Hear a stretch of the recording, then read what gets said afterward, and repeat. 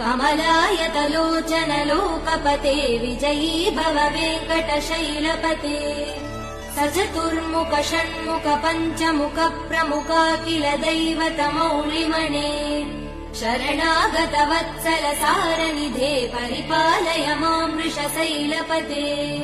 अतिवेलतया तव दुर्विषहैयनुवेल कृते प्रपराध सदैः हरितं त्वरितं वृषशैलपते परया कृपया परिपाहि हरे अधिवेङ्कटशैलमुदारमते जनताभिमतादिगदानरतात् परदेवदया गदितान् निगमै कमलादयितान् परं कलये